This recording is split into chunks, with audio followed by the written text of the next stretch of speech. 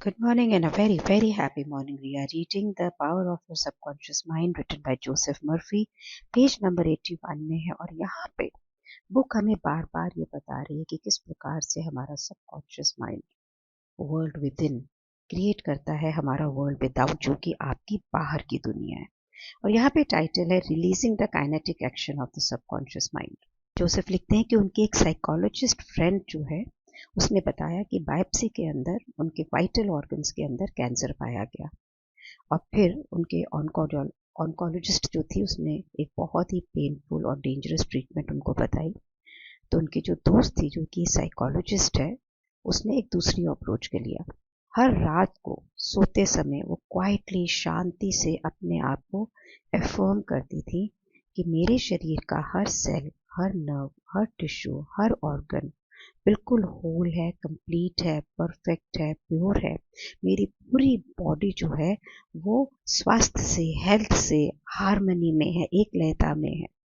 और वहाँ पे ये जो एफर्मेशन वो रात को सोने से पहले करती थी, वहाँ से 1 महीने के टाइम के अंदर उनकी बॉडी बिल्कुल ठीक हो गई। और जिस समय टेस्ट हुए तो ये देखा गया कि उनकी बॉडी में कुछ भी कैंसरस नहीं था।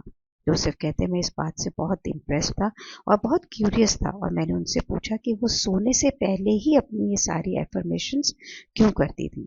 तो उन्होंने बताया कि एक बार जिस समय सबकॉन्शियस माइंड के काइनेटिक एक्शंस को आप सर्टेन डायरेक्शन के अंदर मोशन देते हैं, तो वो नींद के अंदर थ्रू आउट उसी मोशन के अंदर रहते हैं। इसीलिए क्रिटिकल है कि आप सोने से पहले, जब आप ऊँधे आते हैं, नींद में होते हैं, उससे पहले आप अपने ब्रेन को किसी अच्छे काम में लगा दें, किसी क्रिटिकल चीज़ जो आपकी ज़िंदगी है उसमें लगा दें। तो जोसेफ ने कहा कि ये बहुत ही एक वाइज आंसर था। और उन्होंने एक चीज़ और नोटिस की कि उन्होंने अपनी बीमारी को कोई नाम नहीं दिया, लेकिन परफेक्ट हेल्थ और हार्मनी के लिए प्रे किया और मैनिफेस्ट किया। तो कहते हैं कि मैं बहुत ही स्ट्रांगली आप सबको सजेस्ट करता हूँ कि अपनी बीमारियों को नाम देना बंद करें, स्पेशली सोने से पहले। जब हम नाम देते हैं किसी चीज़ को तो हमें उनसे डर लगता है और फिर हम उसी चीज़ को अपनी ज़िंदगी के अंदर बढ़ाते हैं। जिस प्रकार से ये जो साइकोलॉजिस्ट थी उसने एक मेंटल सर्जन का काम किया। अपनी जो पेड़, जो ये बीज बीज में से पेड़ निकला, जो सोच थी उसमें से पेड़ निकला, उसमें से वो सारी टहनियों को काट डाला जो बीमार थी। जिस समय हम अपनी बीमारी के सिम्टम्स की बात करते हैं, जब हम उसके बारे में बात करते हैं तो हम उसको और ताकत दे रहे होते हैं। और जब हम उसके बारे में बात कर रहे होते हैं तो हमारी इमेजिनेशन में भी वही चल रहा होता है ना। तो वहाँ से क्या होता है, आप अपने माइंड को फजूल की चीज़ों से भरते हैं और आपकी लाइफ के अंदर आते हैं। तो ज़िंदगी की बहुत ही बड़ी सच्चाई है कि आपको प्यार की रोशनी की तरफ चलना है और वही बातों को दिमाग में लाना है, उसकी बात करनी है, सोचना है, जो कि आपकी ज़िंदगी के लिए प्रोडक्टिव हो। तो अगर हम बात करें कि जो भी हमने 2, 3, 4 ऑडियो भी पीछे किए जहाँ हमने हेल्थ की बात की, तो आपको क्या देखना है कि आप ये डिस्कवर करें कि आपको क्या चीज़ हील करती है। रियलाइज़ करें कि जिस समय आप अपने कॉन्शियस माइंड को राइट डायरेक्शन देते हैं तो वो आपके माइंड और बॉडी दोनों को हील करता है। और इसके लिए ज़रूरी है कि आप बिल्कुल क्लियर हो, डेफिनेट प्लान बनाएं अपनी रिक्वेस्ट को करने का। थोड़ा नहीं, वेग नहीं हो, बिल्कुल डिस्टिंक्ट हो। इमेजिन करें उसको एंड तक कि आज के दिन ये सच्चाई हो गई है, ये आपकी ज़िंदगी में आ गया है, तो आपको कैसा महसूस होगा, तब आपको डेफिनेट रिजल्ट मिलेंगे। और ये देखें कि आपके अंदर जो आपका बिलीफ सिस्टम है, जो आपकी सोच को क्रिएट करता है, वहीं से आप सब सोचते हो कि वो बिलीफ सिस्टम क्या है। सो ये बहुत ही बेवकूफ़ी होगी कि हम बीमारी के बारे में सोचें तो फिर कोई और आपको हर्ट और हार्म नहीं कर रहा है, आप अपने आप को हर्ट एंड हार्म कर रहे हैं। तो परफेक्ट हेल्थ के ऊपर विश्वास करें, प्रॉस्पेरिटी पे, शांति पे, प्रचुरता पे, अबंडेंस के ऊपर, डिवाइन गाइडेंस के ऊपर, तो यही आपकी ज़िंदगी के अंदर आएगी। जिस समय आप बड़ी सोच के साथ में, नोबल थॉट्स के साथ में हैबिचुअली ड्वेल करते हैं, तो वही आपकी ज़िंदगी के अंदर वैसे ही एक्शन क्रिएट करता है। प्रेयर की प्रार्थना को अपनी ज़िंदगी में ज़रूर लेकर आए।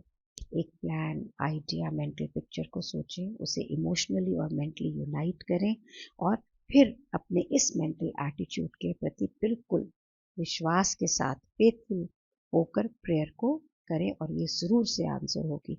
हमेशा याद रखें कि अगर आप हीलिंग की पावर को अपनी ज़िंदगी में यूज़ करना चाहते हैं तो ये आपके विश्वास के साथ ही होगा।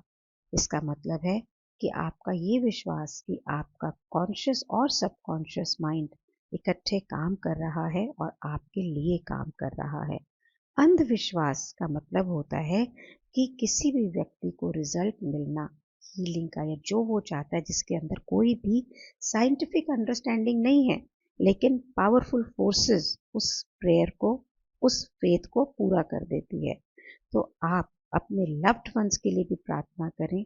जब वो बीमार होते हैं अपने माइंड को शांत करें और अपनी सोच से हेल्थ, वाइटैलिटी और परफेक्शन को इमेजिन करें, जहाँ से जो यूनिवर्सल सब्जेक्टिव माइंड है आप उसे महसूस कर पाएंगे और जो भी आप मैनिफेस्ट करेंगे अपने प्रियजनों के लिए वो उनकी ज़िंदगी में ज़रूर होगा। सो लैंडमार्क की वो लाइन्स कि there is nobody out there, it's you, is so true. कि ज़िंदगी में हमारे बाहर जो भी हो रहा है ना, किसी और ने क्रिएट नहीं किया, ये आप है। सामने वाला व्यक्ति आपको जैसे दिखता है वो आपकी सोच से है। ये बातें आपको धीरे धीरे इस बुक के साथ में अगर आप प्रैक्टिस करते चले जाएंगे तो आपको क्लैरिटी में आएगी। अब हम शुरू करते हैं चैप्टर नंबर 6, पेज नंबर 84, और टाइटल है practical techniques in mental healing. अभी हमने फिजिकल हीलिंग की बात करी थी, अब हम मेंटल हीलिंग की बात कर रहे हैं। तो एग्जाम्पल देते हुए बुक कहती है कि जिस प्रकार से एक इंजीनियर जब एक ब्रिज बनाता है या कोई स्पेस क्राफ्ट बनाता है और किसी भी प्रॉब्लम को अप्रोच करता है, तो जो उसने पहले सीखा होता है, जो उसकी प्रैक्टिस्ड स्किल होते हैं, जो उसकी फेमिलियर टेक्निक्स होती हैं, उसके थ्रू वो उन्हें यूज़ करता है और फिर वहाँ से रेकग्नाइज टेक्निक्स के थ्रू स्किल मेथड्स के साथ चीज़ों को कंट्रोल करता है, डायरेक्ट करता है। इसी प्रकार से आपकी जो ज़िंदगी में ऐसा ही होता है। एक रियल लाइफ एग्जाम्पल में जो गोल्डन गेट ब्रिज बना तो इंजीनियर्स ने पहले कैसे किया, उन्होंने अंडरस्टैंड किया कि इनके मैथमेटिकल प्रिंसिपल्स क्या होंगे, कहाँ पे स्ट्रेन पड़ेगा, कहाँ पे कैसे होगा। फिर उन्होंने अपने माइंड में सबसे पहले एक ब्रिज को विजुअलाइज किया कि वो उस खाड़ी के ऊपर कैसा लगेगा। थर्ड स्टेप क्या था कि जो उनके पास ऑलरेडी ट्राइड और प्रूवन मेथड्स थे, जो उन्होंने पहले इम्प्लीमेंट किए थे, उसको उन्होंने यूज़ किया अपनी विजुअलाइजेशन के साथ में। जिस समय ये तीनों स्टेप कंप्लीट हुए तब ब्रिज का एक आकार बना और वहाँ पे लोगों ने आना जाना, मोटरिस्ट ने आना जाना शुरू किया। इसी प्रकार से अगर आप चाहते हैं कि जो आप चाहते हैं और आपकी प्रेयर्स आंसर हों, तो सबसे पहले आपको उसे प्रॉपर टेक्निक्स और मेथड्स से शुरू करना पड़ेगा। लाइफ में कुछ भी बाय चांस नहीं होता है, सब कुछ साइंटिफिक है। पूरी दुनिया, पूरा ब्रह्मांड एक नियम, कायदे, सिद्धांतों के साथ चल रहा है। तो इस चैप्टर के अंदर हम प्रैक्टिकल टेक्निक्स देखेंगे ताकि हम अपनी स्पिरिचुअल लाइफ को किस प्रकार से नर्चर कर सकते हैं, जहाँ पे आपकी प्रार्थना सिर्फ एक गुब्बारे की तरह उड़ नहीं रही होंगी, बल्कि आपकी ज़िंदगी में कुछ ना कुछ एकम्प्लिश करेंगी। सो जब हम अपनी प्रेयर को एनालाइज करते हैं तो हम ये देखते हैं कि प्रेयर करने के दुनिया में बहुत सारे तरीके हैं, बहुत सारे मेथड है। हम यहाँ पर इस बुक के अंदर धर्म से, सोच से, रिचुअल वाली जो प्रेयर्स होती है रिलीजियस सर्विसेज की, उसकी बात नहीं कर रहे हैं। इनका अपने आप में बहुत ही महत्व है, लेकिन हमारा इस बुक में अभी ये फोकस नहीं है। हम यहाँ बात कर रहे हैं आपके व्यक्तिगत प्रार्थना की, जो आप अपनी ज़िंदगी में कहीं पे भी अपना सकते हैं और दूसरों के लिए भी यूज़ कर सकते हैं, अपने लिए भी यूज़ कर सकते हैं। सो प्रार्थना है क्या? प्रार्थना एक सोच है, एक आइडिया है, जो आप कुछ पाने के लिए, जो आपकी विश होती है उसके लिए अकम्प्लिश करना चाहते हैं। सो प्रार्थना आपकी आत्मा की एक बहुत ही सिंसियर डिज़ायर यानी इच्छा है। आपकी कोई भी इच्छा ही आपके प्रेयर का, आपकी प्रार्थना का रूप लेती है। यह आपकी गहराई से जो आपकी ज़रूरत है, जो आप अपनी ज़िंदगी में चाहते हैं, उसको प्रार्थना दिखाती है कि भाई ये आपको चाहिए। यहाँ पे रेफरेंस है बिब्लिकल कि blessed are they that hunger and thirst after righteousness for they shall be fulfilled.